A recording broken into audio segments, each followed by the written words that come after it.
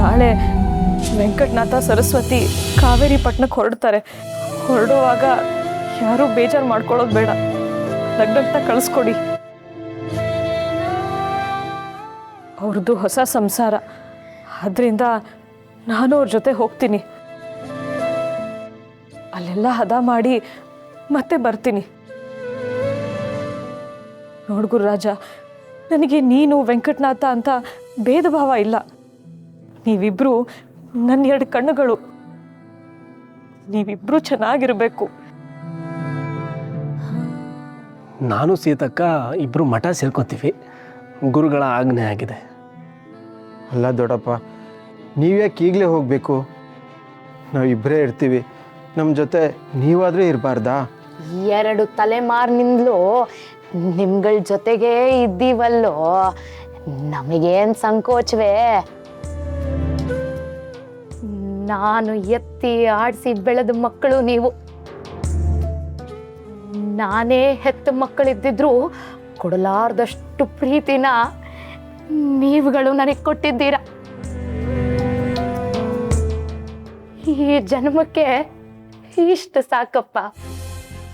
ನಾವೇನು ಇವತ್ತು ಮನೆ ಬಿಡಬೇಕು ಅಂತ ನಿರ್ಧಾರ ಮಾಡಿದ್ದಲ್ಲಪ್ಪ. ತುಂಬ ದಿನಗಳ ಹಿಂದೆನೇ ಹೊರಟಿದ್ವಿ. ವೆಂಕಟನಾಥನ ಮದುವೆ, ಶಾಸ್ತ್ರ, ನಿನ್ನ ಮಗು ಅಂತ ಮುಂದೆ ಹಾಕ್ತಾನೇ ಬಂದ್ವಿ. ಈಗ ಕಾಲ ಪಕ್ವವಾಗಿದೆ.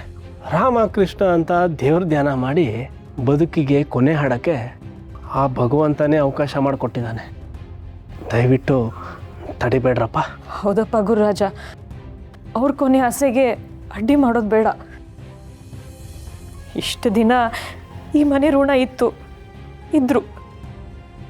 ಅವ್ರ ಸೇವೆ ಮಾಡಿರೋ ತೃಪ್ತಿ ನಮಗೂ ಇದೆ. ಅಷ್ಟು ಸಾಕು, ಬಿಟ್ಬಿಡು.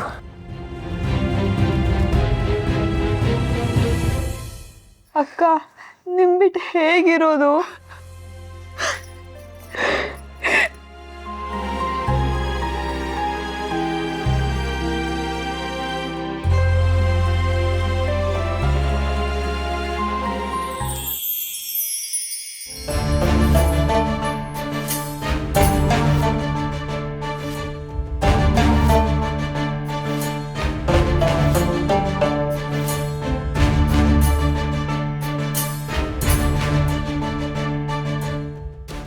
ಬೆಳಿಗ್ಗೆ ಆದ ತಕ್ಷಣ ಎಲ್ಲರೂ ಅವ್ರವ್ರ ಪಾಡಿಗೆ ಹೊರಟೋಗ್ಬಿಡ್ತಾರೆ. ನಾನು ಇಲ್ಲಿ ಬಂದು ಏನು ಸಾಧನೆ ಮಾಡಿದೆ? ಉಂಡೆ, ತಿಂದೆ, ಕೆಲಸ ಮಾಡಿದೆ ಅನ್ನೋದು ಬಿಟ್ಟರೆ ಮಾಡಿದ ಪ್ರಯತ್ನ ಎಲ್ಲ ನೀರಲ್ಲಿ ಹೋಮ ಮಾಡ್ದಂಗೆ ಆಯಿತು. ಇಷ್ಟೂ ಮಾಡೋಕ್ಕಾಗದೇ ಇದ್ದಿದ್ದು ಮುಂದೆ ತಾನೇ ಏನು ಮಾಡೋಕ್ಕಾಗುತ್ತೆ? ಕಷ್ಟ ಕೊಡೋಕ್ಕಂತೂ ಆಗಲಿಲ್ಲ.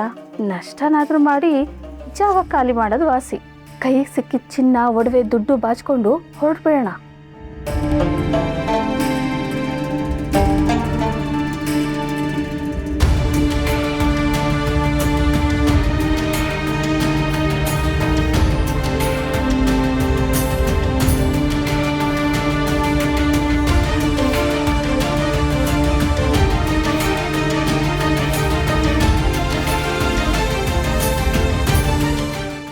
ಒಡವೆ ಗಂಟನ ಈ ಪಿಟಾರಿಲ್ಲ ಇಟ್ಟಿದ್ರಲ್ಲ, ನಾಳೆ ಊರಿಗೆ ಹೋಗ್ತಾ ಇದ್ದಾರೆ ಅಂತ ಆಗಲೇ ಎತ್ತಿಟ್ಕೊಂಡ್ಬಿಟ್ರಾ?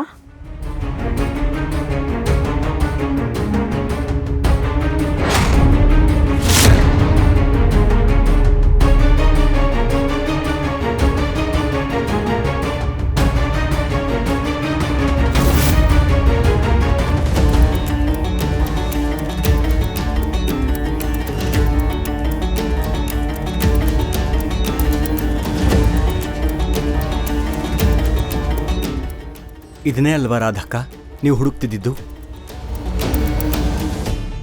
ಇಲ್ಲ ರಾಧಕ್ಕ, ನಿನಗೆ ತೊಂದರೆ ಆಗಬಾರ್ದು ಅಂತ ಈ ಒಡವೆಗಳನ್ನು ನಾನೇ ತಂದಿದ್ದೀನಿ, ತಗೋ. ಇಲ್ಲ, ಅದು ನಾನು. ಗಾಬರಿ ಆಗಬೇಡ ರಾಧಕ್ಕ. ನಿನ್ನನ್ನು ಅಣಗಿಸೋದಕ್ಕಾಗಲಿ, ನಿನ್ನ ಕಳ್ತನನ ಕಂಡು ಹಿಡಿದು ಶಿಕ್ಷೆ ಕೊಡೋದಕ್ಕಾಗಲಿ ನಾನಿದನ್ನು ಕೊಡ್ತಾ ಇಲ್ಲ. ನಿನಗೆ ಇದರ ಅವಶ್ಯಕತೆ ಇದೆ ಅನಿಸುತ್ತೆ. ನಮಗಂತೂ ಇದರ ಅಗತ್ಯ ಇಲ್ಲ ಪಾಪ. ಅದಕ್ಕೆ ನೀನು ಕಳ್ಳತನಕ್ಕೆ ಪ್ರಯತ್ನ ಮಾಡಿದ್ಯಾ. ತಗೊಂಡು ಹೋಗು. ಇದರಿಂದ ನೀನು ಸಂತೋಷವಾಗಿರೋದಾದ್ರೆ ನಮಗೂ ಸಂತೋಷನೇ.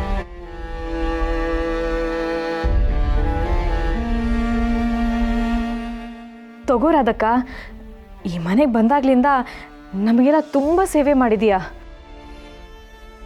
ನೀನು ಮಾಡಿರೋ ಸೇವೆಗೆ ಪ್ರತಿಯಾಗಿ ನಾವೇನೂ ಕೊಟ್ಟಿಲ್ಲ.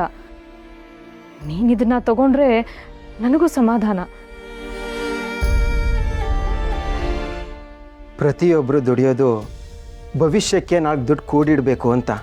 ನೀನು ಇಲ್ಲಿವರೆಗೂ ಮಾಡಿರೋ ಸೇವೆಗೆ ಇದು ಕೊಡ್ತಿರೋದಲ್ಲ, ಮುಂದೆ ನಿನ್ನ ಜೀವನಕ್ಕೆ ಆಗಲಿ ಅಂತ. ನಿನಗೆ ಯಾರೂ ದಿಕ್ಕಿಲ್ಲ, ಕೊನೆ ತನಕ ನಮ್ಮ ಮನೆಯಲ್ಲಿ ಒಬ್ಳಾಗಿರ್ತೀಯ ಅಂತ ಅಂದ್ಕೊಂಡಿದ್ವಿ. ನೀವು ಹೊರಡ್ತೀರಾ ಅಂದಮೇಲೆ ನಿಮ್ಮನ್ನ ಬರೀ ಕೈಯಲ್ಲಿ ಕಳಿಸಿದ್ರೆ ಏನು ಚಂದ. ನೀನಾಗೆ ಹೊರಟೋಗ್ತೀನಿ ಅಂತ ಹೇಳಿದ್ರೆ ನಿನಗೇನು ಕೊಟ್ಟು ಕಳಿಸ್ಬೇಕು ಅಂತ ನಮಗೂ ಗೊತ್ತಾಗ್ತಿರ್ಲಿಲ್ಲ. ಏನಾದರೂ ಕೊಟ್ಟಿದ್ದಿದ್ರೆ ಅದು ನಿನಗೆ ತೃಪ್ತಿ ನೀಡಿದೆ ಅನ್ನೋದು ಗೊತ್ತಾಗ್ತಿರ್ಲಿಲ್ಲ. ಆದರೆ ನಿನಗೀಗ ಏನು ಬೇಕು ಅಂತ ಗೊತ್ತಾಗಿದೆ. ಅದಕ್ಕೆ ನಾವೆಲ್ಲರೂ ಮನಸ್ಫೂರ್ತಿಯಾಗಿ ಕೊಡ್ತಾ ಇದ್ದೀವಿ. ತಗೊಂಡು ಹೋಗು ರಾಧಕ್ಕ. ಗೋಪಕ್ಕ, ನಾನು ತಪ್ಪು ಮಾಡಿಬಿಟ್ಟೆ. ಉಂಡು ಮನೆಗೆ ದ್ರೋಹ ಬಗೆದ್ಬಿಟ್ಟೆ. ನಾನು ಪಾಪಿ ಪಾಪಿ. ನಾನು ನಾನು ಒಳ್ಳೆಯವಳಲ್ಲ ಗೋಪಕ್ಕ. ಗತಿ ಇಲ್ಲದೆ ನಿಮ್ಮ ಮನೆಗೆ ಬಂದವಳಲ್ಲ. ನಿಮ್ಮ ಮನೆ ಹಾಳು ಮಾಡಬೇಕು ಅಂತ ಬಂದಿರೋ ಪಾಪಿ ನಾನು. ನಾನು ಮಾಡಬಾರ್ದೇ ಇರೋ ಪಾಪ ಮಾಡಿದ್ದೀನಿ. ನೀವು ನನ್ನ ಕ್ಷಮಿಸ್ಬೇಡಿ ಗೋಪಕ್ಕ. ನನ್ನಂಥವ್ರು ಈ ಭೂಮಿ ಮೇಲೆ ಬದುಕಿರಬಾರ್ದು. ನನಗೆ ಶಿಕ್ಷೆ ಕೊಡಿ. ನನ್ನ ಕೊಂದ್ಬಿಡಿ ಕೊಂದ್ಬಿಡಿ ಕೊಂದ್ಬಿಡಿ ಕೊಂದ್ಬಿಡಿ.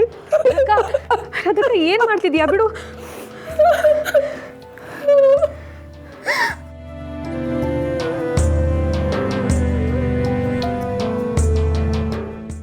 ರಾಧಕ್ಕ, ನೀನು ಯಾಕೆ ಬಂದೆ? ನಿನ್ನ ಯಾರು ಕಳಿಸಿದ್ರು?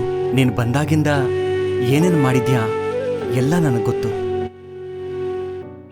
ನಮ್ಮಮ್ಮ ನೀನು ಯಾರು, ನಿನ್ನ ಪೂರ್ವಪರ ಏನು, ಒಳ್ಳೆಯವಳ ಕೆಟ್ಟವಳ ಅಂತ ಏನೂ ಕೇಳದೆ ನೇರವಾಗಿ ಮನೆಗೆ ಯಾಕೆ ಕರ್ಕೊಂಡು ಬಂದ್ರು ಗೊತ್ತಾ?